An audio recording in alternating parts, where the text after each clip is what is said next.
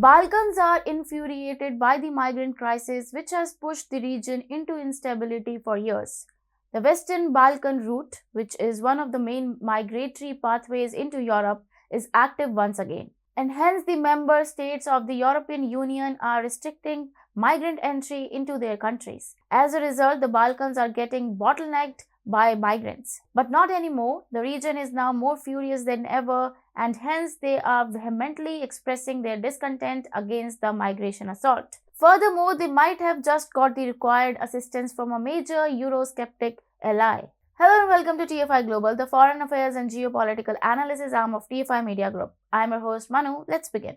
According to Hungary news, Hungary, Austria and Serbia have signed a trilateral agreement to end the EU's migration assault on the Balkans.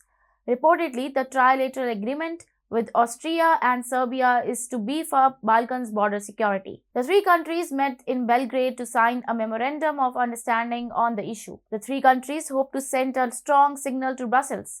Given their Russia-friendly policy, neither Serbia nor Hungary is too popular in the EU these days. Hungarian Prime Minister Viktor Orban has expressed his solidarity for the Balkans and stressed, migration should be prevented, not managed. We share our fate with Serbia and we are working together in this crucial matter of survival. According to Orban, more than 250,000 illegal border crossings have been reported in Hungary this year. His comments were echoed by Austrian Chancellor Karl Nehammer and Serbian President Alexander Vučić.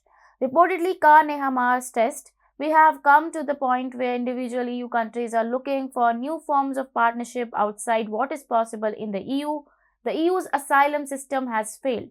He added, "The asylum a la carte needs to end and asylum tourism would have to be stopped." On this, Serbian President Alexander Vučić added, "We all three have agreed to engage a higher number of policemen on the border with North Macedonia and substantial equipment, including cars with thermal vision cameras, in order to try to move the defense line toward the south." In addition, Hungary has also agreed to assist Serbia in organizing the deportation of those who enter the Balkans but are not eligible for asylum in any of the European Union's member states. There should be no doubt about the fact that the three nations are vowing to curb illegal migration on purpose. The Balkan route has recently experienced a surge in migration once again, and there are now a record number of undocumented immigrants arriving in the three countries.